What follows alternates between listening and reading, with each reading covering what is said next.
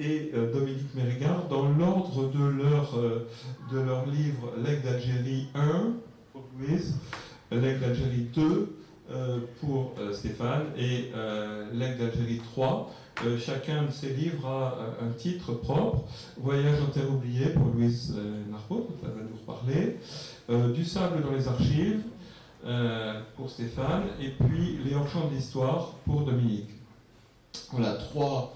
Vous avez eu l'occasion, je crois, avant cette rencontre, d'apercevoir un petit peu ce qui était au mur, de voir qu'il y avait trois manières différentes d'aborder le document, trois manières différentes de mettre en œuvre ce document avec des textes très courts dans les petites enveloppes de Louise ou plus historiques avec Stéphane, et qui développe le rapport à différentes pratiques analogiques de l'image avec Dominique.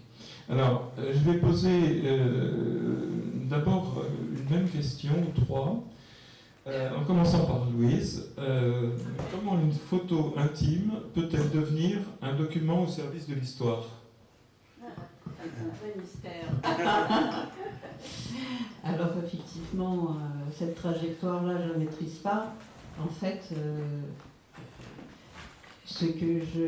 dans tout travail de création, je crois qu'il y a d'abord une phase qui est extrêmement personnelle et puissante et émotionnelle, mais que dans un autre temps, il y a une distance qui se fait et on commence à percevoir un lecteur ou quelqu'un qui serait là pour regarder ce travail-là. Et je pense que la distanciation qui, au cours d'un temps assez long de pensée, de retour sur le travail déjà fait, je pense qu'à un moment donné, il y a une distance qui permet déjà d'enlever, de retirer certains éléments qui sont moins intéressants et de voir en fait ce qui peut, ce qui est fort et ce qui permet de toucher et surtout d'être dans la transmission. Parce qu'en fait, ce gros travail que j'ai fait, qui a commencé en 2016, j'ai envoyé les premières images à Christian et quelques tourments autour. Ça a été quand même quelque chose qui a été extrêmement lourd à porter, mais qui est quand même libérateur, et c'est pour ça que je l'ai fait, même si ça coûte. C'est extrêmement libérateur. Et alors, ce qui est produit ensuite, évidemment, ça parle d'un fait qui va même au-delà du refoulement, parce que mon sujet c'était le refoulement de la guerre d'Algérie. Et d'ailleurs, il y avait quand même deux choses que je me suis dit, c'est qu'en fait c'est extrêmement difficile à une certaine époque, et je repense au sujet de Dominique, très difficile pour les soldats qui avaient 20 ans, ou 19 ou 18, qui ont dû passer de « tu ne tueras pas » à « tu tueras », et qu'ensuite ils sont revenus à « tu ne tueras pas », avec aucun accueil et aucune aide. J'ai lu qu'effectivement, c'est à partir du 11 septembre qu'il y a eu aux États-Unis des équipes qui ont travaillé sur les traumatismes et qui l'ont accueilli. Or, la plupart du temps, que ce soit pour les soldats et évidemment pour les civils, il n'y avait absolument aucune aide et aucun accueil. Bon, je crois que je sais pas si je sens que je démarre sur autre chose. Oui, tu démarres sur autre chose, mais c'est vrai que d'une certaine manière, ce rapport à comment trouver la distance est déjà un indice intéressant sur la question du passage d'une image intime au document, c'est-à-dire cette distance critique qu'on peut avoir par le fait qu'on ressent ça. Alors je te passe la parole, c'est pour la même question que je répète pour être sûr que... C'est-à-dire comment une image intime peut-elle servir à un moment du document. Voilà, comment on passe de l'image intime à un document plus historique. Pour moi, en tous les cas, ça a été de rentrer dans l'image. C'est-à-dire que j'ai fait un travail de mémoire qui remonte à 100 ans, j'ai récupéré énormément de photos de ma famille. Et dans toutes ces photos, j'ai choisi celles dans lesquelles je pouvais rentrer. Et en fait, on rentre en posant des questions de savoir quelle est la date, qui y a sur ces photos, qu'est-ce qui se passe, etc. Et quand on commence à se poser ces questions et qu'on lit, qu'on interroge, on commence à avoir énormément de réponses. Et ces réponses, elles vont dans le sens de l'histoire, donc la photographie intime rejoint l'histoire. Pour être plus clair, je vais prendre un exemple. Vous verrez à côté, j'avais une photo d'un défilé, et en interrogeant des gens de ma famille sur ce défilé, c'était mon grand-père qui était sur ce défilé. Bon, ça n'a pas trop étonné, parce qu'on l'avait dans les archives familiales. Mais quand j'ai commencé à regarder derrière, c'était 1936. Donc 1936, c'est Front populaire. Et puis quand j'ai commencé à lire sur la gauche, la guerre d'Algérie, etc., je me suis rendu compte que dans ces défilés du Front populaire, défilaient à la fois des musulmans arabes et aussi des Européens. Et dans les livres d'histoire, on disait que c'était dans ces rares lieux où ces communautés s'échangeaient. Donc on commence à regarder que, vous verrez la photo à côté de mon grand-père, il y a un musulman. Quand on ramène ça à l'entre-deux-guerres, on s'aperçoit qu'après les 14-18, il y a plein de gens, de musulmans qui sont venus en France et qui ont été acculturés à la question syndicale, au monde ouvrier, etc. Et que donc le début du montée du nationalisme, il a commencé dans l'entre-deux-guerres. Et que finalement, quand ensuite on arrive à 54 avec la guerre d'Algérie, on s'aperçoit qu'au travers de cette image, qui pour moi était l'image d'un défilé lambda, on était en 36, et qu'au travers de cet entre-deux-guerres, c'était toute la montée du nationalisme arabe qui était en jeu. Et donc cette photo, quand j'ai prise comme ça, elle me paraissait relativement banale, relativement intime, relativement personnelle.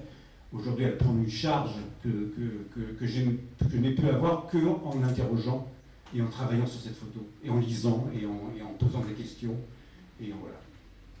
Et j'ai d'autres exemples de ça, mais je vais te redonner le micro. Je vais le redonner à Dominique pour cette même question. Tu peux la reposer, s'il te plaît. Non. Bon, la photo intime.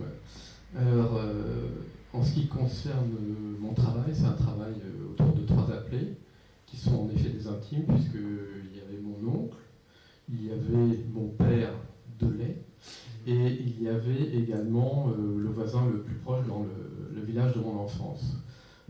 Et en fait, ces photos, je ne les connaissais pas.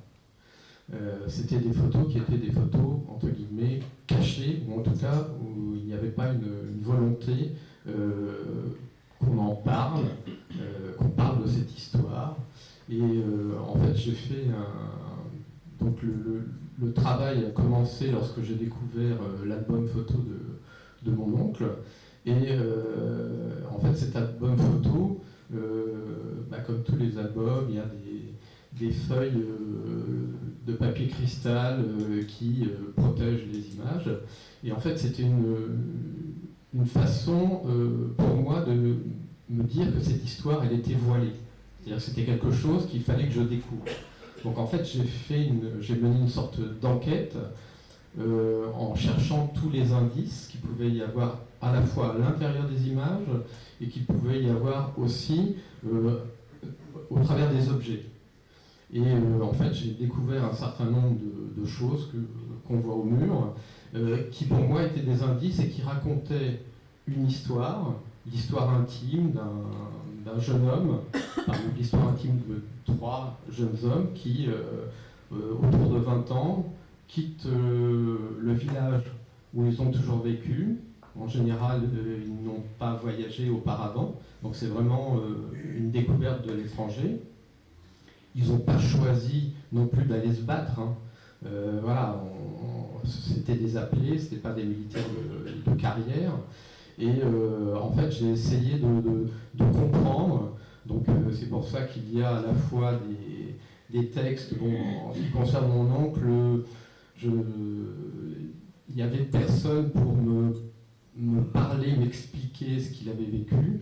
Donc, en effet, il y a des images qui sont soit voilées, soit qui sont difficilement perceptibles, parce que cette histoire, elle m'est difficile de la comprendre complètement, parce que voilà, je n'ai pas de source. La seule source, on va dire écrite, c'est une carte postale dont je montre à la fois le recto avec l'image de ces bédouins voilà, en Algérie, et le verso, donc le texte qu'a écrit mon oncle, où il raconte ce voyage, et je dirais que c'est le seul témoignage que j'ai de lui, c'est ça. C'est cette carte postale où il dit qu'ils ont eu de la chance. Enfin, peut-être pas que je vous lise que je vous explique tout ce qu'il y a sur les photos, mais en fait, il explique qu'il a eu de la chance parce que il a pris un train et qu'il arrive à Montport alors que le train d'avant avait sauté et que le train d'après avait sauté. Donc c'est le seul indice que j'ai de cette guerre. Après, j'avais un autre indice sans qu'il ne m'ait jamais parlé de cette guerre. C'était ce rejet qu'il avait de la culture arabe. Enfin, quand je dis la culture, on va dire plutôt du genre arabe. Voilà, c'est quelque chose qui était pour lui assez détestable, enfin qu'il ne supportait pas.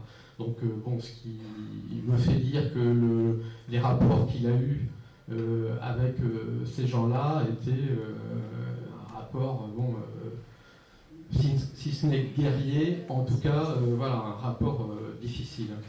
Ce qui m'a marqué aussi en menant cette sorte d'enquête autour de ces images, c'est de voir qu'en fait, ils étaient partis faire la guerre, ou en tout cas participer à des événements où même s'ils ne faisaient pas la guerre, parce que je ne suis pas sûr qu'ils se soient tous battus, puisque d'après ce que j'ai pu comprendre, mon père était plutôt parti pour bâtir un fortin ou quelque chose comme ça, puisqu'il était maçon. Donc après, ils n'étaient pas tous forcément fantassins, etc.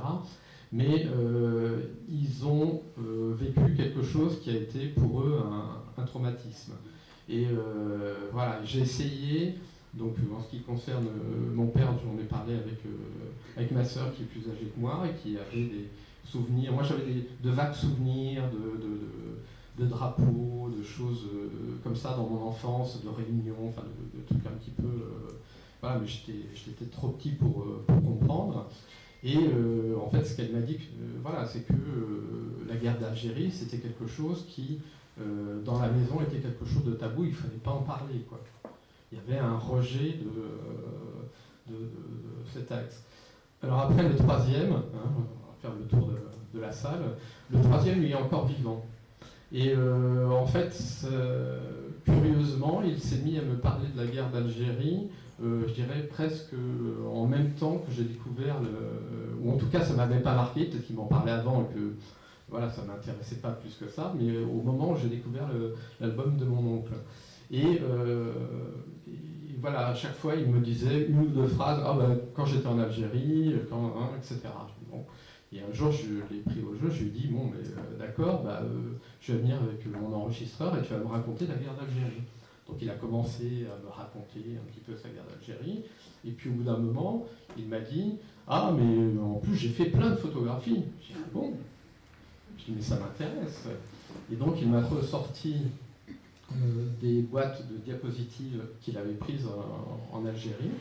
Et donc il les a confiées, je les ai numérisées, et j'ai continué de le faire parler.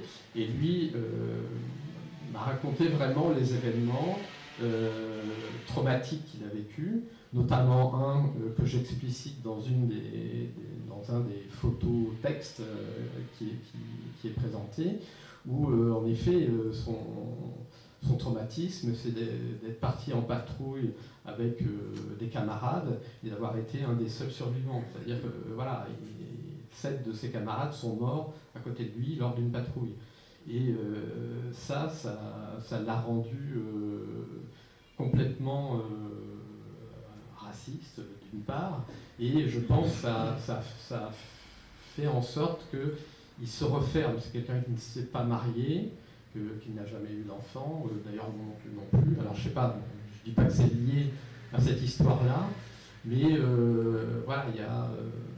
et ce que j'ai essayé de faire avec ce travail, c'était de montrer aussi que voilà, tout ce qu'ils avaient ramené, c'était pas des images de guerre, c'était vraiment un hors-champ. C'est-à-dire que c'est des images qui peuvent... Voilà, l'image d'une équipe de football, voilà, dans le bataillon dans lequel était mon oncle, en fait, ils passaient leur temps, enfin une partie de leur temps, à jouer au football. Parce que il fallait bien qu'ils s'occupent. Voilà, il y a des images où on sent qu'ils s'amusent. Voilà, même avec leurs armes, il y a un côté comme ça où on joue un petit peu à faire les guerriers. Donc il y a une sorte de comment dirais-je, quelque chose qui est complètement en décalage avec ce qu'on pourrait attendre d'images de la guerre d'Algérie. Donc justement, sur ce décalage, on va laisser aussi la parole encore à Louise, notamment justement sur ce décalage, un décalage qu'on trouve dans tes séries, ce sont ce qui se passe entre ces autoportraits ou ces portraits de toi, faits par d'autres éventuellement, et ces paysages. Comment tu le joues dans cette idée de voyage intérieur? Alors, il y a eu d'abord une recherche des photos d'identité, et j'ai trouvé des photos d'identité de différents âges. Et en fait, lorsque j'ai regardé d'abord les premières photos, j'ai eu un rejet total de ma personne, parce que c'était une personne qui était derrière un voile ou derrière un brouillard ou complètement anéanti peut-être de l'intérieur. Et donc il a fallu que je regarde longtemps ces images pour pénétrer l'enfance et l'adolescence que j'ai vécue là-bas, et pour faire tomber le mur de haine que j'avais par rapport à moi-même, par rapport à cet enfant que j'avais été, et cette adolescente, et que je ne disais que bêtises et que détestation.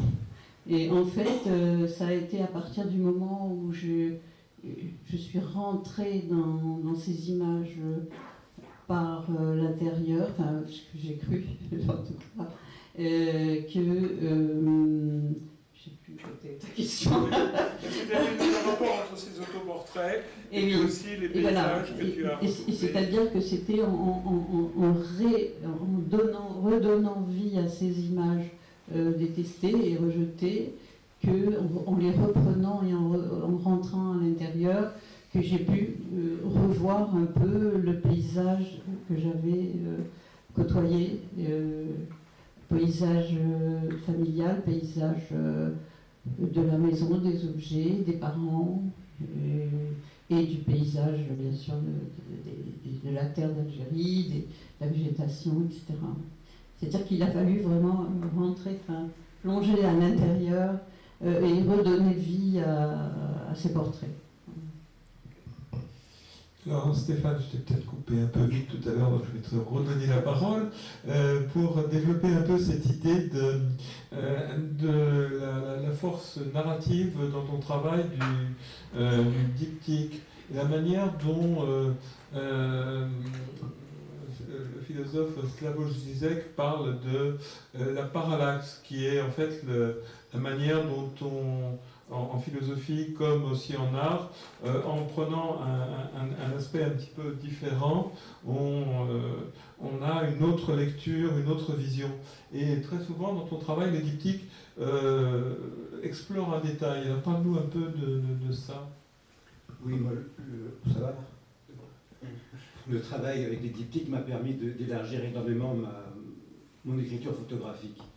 Je pour être concret, je vais reprendre une image que vous pourrez voir tout à l'heure, mais je pense à cette image de cette femme qui est ma mère, qui est sur un bateau. J'ai retrouvé, ce bateau c'est le Missouri, il a une histoire, puisque avec le Japon, etc., peu importe, et avoir mis cet article où tout d'un coup, ce bateau et ma mère, qui aurait pu être n'importe quel bateau sur cuirassé, était dans le journal, ça donne une dimension bien évidemment supplémentaire et ça élargit l'écriture photographique de simplement cette image de ma mère avec cet Américain sur ce bateau. Et là aussi, ensuite on rentre de plus en plus dans l'image en l'interrogeant, parce que derrière cette histoire de bateau sur les ports d'Alger, en fait, c'est le débarquement de 42. Le débarquement de 42, ça a permis aux Alliés d'ouvrir un nouveau front par rapport aux Allemands qui étaient embarqués du côté de la Russie. Ce bateau a permis d'éviter la solution finale en Afrique du Nord, parce que c'était prévu. Mais comme les Alliés ont débarqué, eh ben, la solution finale n'a pas pu... ça s'est fait qu'en Europe et pas ailleurs. C'est le rôle des Américains qu'on critique, mais on était bien content qu'ils soient là à ce moment-là. Voilà, donc tout d'un coup, quand on joue des images, qu'on rapproche des images, c'est un peu ce que je disais tout à l'heure, ça donne une dimension bien supplémentaire et ça permet d'élargir énormément son écriture photographique. En plus, on parle de diptyque, mais on pourrait presque parler de triptyque, puisque j'ai associé à ces images un petit picto qui permet, pour moi, qui est important. Alors ce picto, ça représente l'organigramme, l'arbre généalogique de ma famille. Ça permet de positionner le personnage qui est sur la photo dans le cadre de ma famille. Et ça permet aussi de donner une touche de modernité auquel je tenais énormément à ces différentes photos qui permettaient de dire en un clin d'œil qu'en fait, toutes ces images qui renvoient chacune à une thématique, et chacune d'entre elles renvoie à une thématique, ben finalement on rend compte que ces thématiques, elles sont encore d'aujourd'hui et que malheureusement sont bien modernes. La question de l'antisémitisme, la question de l'exil, la question de la guerre, la question de l'immigration, la question de la pauvreté. Donc c'est tout ça qui est traversé au travers de ces images. Et le diptyque me permet de jouer de ça et de donner une force à une écriture photographique qui aurait été plus plate si j'avais mis simplement une belle image d'archives qui sont superbes. Il y a énormément de livres où on voit une image d'archives et ses déchirures, ses pliures, ses tons passés, etc., donnent un esthétisme auquel on peut se contenter. Mais le diptyque me permet d'autres choses. Et puis il y a énormément de courants de photographes qui ont joué du triptyque, qui ont joué de collage, qui ont joué du photomontage. Et à chaque fois, on s'aperçoit souvent que ce sont des gens qui ont un besoin de dire autre chose que simplement le vicage. C'est plutôt des écritures engagées, plutôt des écritures politiques. Voilà. Donc j'ai profité du micro. Alors, Dominique, je t'ai arrêté sur l'équipe de football. Justement, j'avais envie de te poser la question, dans ton travail, du rapport entre les photos de groupe et l'individu. Comment tu l'as joué? Bonne question.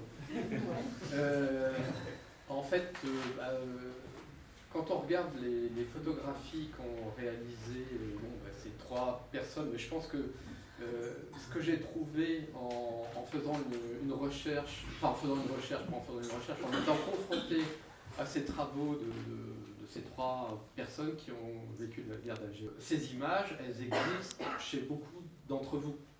C'est-à-dire que des gens qui ont eu des parents qui ont fait la guerre d'Algérie, je pense qu'il y en a. Et je pense que beaucoup ont ramené des images de cette guerre d'Algérie. Et en fait, pour moi, elles sont exemplaires. C'est-à-dire que, elles montrent un petit peu ce que beaucoup ont vécu. Après, il y a des photographes professionnels qui ont...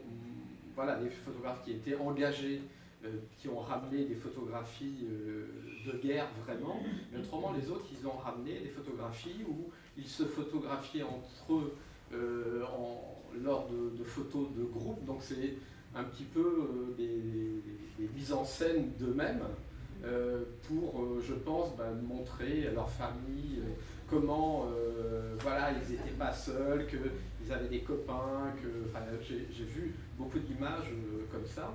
Et puis après, il y avait des images un peu plus où ils sont tout seuls pour dire voilà, je suis dans tel cadre. Donc après, on a en arrière-plan un bâtiment, où on a en arrière-plan un certain nombre de choses. Et c'était... voilà, après, je ne sais pas ce qui... malheureusement, ils sont morts, donc je ne sais pas ce qu'ils envoyaient à la famille ou pas, mais je pense qu'il y avait le besoin aussi de dire voilà, je suis en habit militaire, vous voyez, et puis je ne suis pas tout seul. Voilà, on est en groupe, donc après il y a des photographies qui sont presque des photographies de jeux où ils s'amusent. Enfin, moi j'ai vu des choses qui sont assez surprenantes, où on a plus l'impression qu'ils sont dans un camp de vacances que dans un camp militaire. Il y a vraiment ça. Et le soldat, enfin le portrait seul, je pense, était quelque chose qu'ils demandaient, puisque c'est pas eux, même si c'était leurs appareils photo, ils demandaient à quelqu'un d'autre, tu peux me photographier là? Parce que, je sais pas, c'est là où ils étaient en campement, ou là où ils étaient... voilà, c'était une manière de dire je suis là. Et j'ai essayé à chaque fois de montrer, dans les trois cas, il y a une photo où ils sont seuls, où ils posent et où c'est destiné à quelqu'un d'autre. Il y a vraiment Alors que les photos où ils s'amusent, je pense que c'est des photos de groupe où en fait c'est fait dans un contexte où voilà, il y a une action. Voilà, donc c'est ça le côté. Voilà, je pense qu'ils avaient le souci de garder en mémoire à la fois leur image à ce moment-là, parce que bon, peut-être ils ne savaient pas s'ils allaient revenir vivants ou pas. Et puis il y avait aussi ce besoin de montrer qu'ils n'étaient pas seuls. Je crois qu'il y avait ces deux aspects-là qui étaient à prendre en compte. Et comme je vous le dis, moi j'ai un peu parcouru, parce que bien évidemment les Vikings est très serré. Il y avait beaucoup d'autres images, et j'ai essayé de prendre des images qui pour moi étaient signifiantes. Donc voilà, et je les ai quelquefois associées. Bon, il y a la rose des sables qui revient souvent, parce que qu'est-ce qu'ils ont ramené de ce moment passé? Ils ont ramené quelques objets. Donc j'ai retrouvé, je sais pas, un paquet de cigarettes Troum. J'ai retrouvé des roses des sables dans beaucoup des... Parce que bon, tous les touristes qui vont en Algérie ou même en Tunisie ou au Maroc, bon, souvent, voilà, qui sont pas très loin du désert, ils ramènent des roses des sables. C'est un peu... Et vraiment, j'ai essayé de travailler sur les indices. Et j'ai essayé aussi de montrer un petit peu les objets tels qu'ils étaient, parce que les photographies sont aussi des objets. C'est-à-dire que voilà, elles ont les bords crénelés, ils ont une coloration, ils ont une forme particulière, et voilà. Mais là, je déborde. Donc, je rends le micro. Louise, comment as-tu réussi à nous donner ce sentiment de violence avec des images qui ne sont pas toujours violentes, qui sont des images du quotidien, mais en même temps, voilà, c'est quelque chose qui m'a paru très sensible dans ton travail, donc tu peux nous en parler? Alors déjà, je suis très contente que ça soit visible, cette violence, parce que en fait, lorsque j'ai travaillé cette série, je trouvais que ça sortait pas assez, la violence, et que j'étais encore beaucoup trop sage, et que j'étais pas au bout du chemin. Et en fait, bon, il y a différentes façons de montrer la violence, c'est-à-dire que Je me souviens, j'avais vu un film, je ne sais plus lequel, où c'était de la violence tout le temps, terrible, terrible. Et au fond, on avait mis une défense et on ne ressentait plus rien. Or, peut-être que justement, alterner la violence avec le quotidien, avec la famille, avec des choses plus accessibles pour la personne qui voit ce travail-là, ça peut mettre justement, c'est par le rythme aussi des images montrées, où on peut supporter, en tant que visiteur, une certaine violence qui est quand même... vous n'avez pas cherché c'est pas votre chair, donc il y a quelque chose à respecter aussi du côté du spectateur. Voilà, donc moi, il m'a semblé que je n'avais pas été très loin dans la violence. Oui, en même temps, on était diptyques verticaux, avec cette coupure, où on a parfois une grenade et le bas d'un visage, etc. C'est quand même assez... ou des ciseaux, etc. Enfin, il y a quand même un sentiment de violence peut-être plus présente dans ces diptyques-là. Peut-être, mais je pense qu'il doit y avoir encore beaucoup de violence qui n'a pas été exploitée ou sortie. Parce que lors d'une guerre, il y a énormément de blindage, bien sûr, et il le faut, parce que sinon on se déprime et on s'enferme et on devient dingue. Mais je pense qu'il y a eu, par exemple, tout au long de ma vie, quand je suis rentrée en France, des moments où il y a eu une résurgence fantasmatique. Par exemple, je passais dans une rue et je voyais un type à la fenêtre avec une mitraillette. J'étais dans le métro, je voyais un type avec une arbalète, etc. Et donc, et après aussi, oui, c'était la correspondance Châtelet, un type avec un fusil mitrailleur. Bon, je ne suis pas sûre qu'ils étaient là. Mais à un moment donné, il y a beaucoup de choses qui sortent. Une fois, j'étais à Marseille, je me promenais et je vois une femme qui me regarde et qui a quelque chose de la terreur sur son visage et immédiatement eu envie d'étrangler. Donc il y a énormément de violences qui sont emmagasinées et donc effectivement pendant un temps il n'était pas question de reconnaître. Mais maintenant je sais que j'ai eu des pulsions meurtrières qui sont sorties de cette guerre. Et j'imagine pas pour les appeler, pour les militaires, parce que ça doit être assez vertigineux. C'est vertigineux. Je pensais, on n'en a pas parlé, pas forcément, mais je pense que vous connaissez tous les photos de Bourdieu sur l'Algérie. C'est intéressant de les revoir, puisque là, nos trois auteurs nous invitent à avoir des regards comme ça.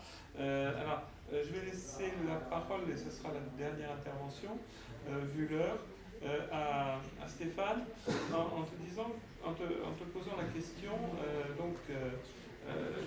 tu mets en relation, à la fois dans ta table d'orientation et dans tes images, et dans le livre aussi, des histoires personnelles, et puis la grande histoire, je dirais.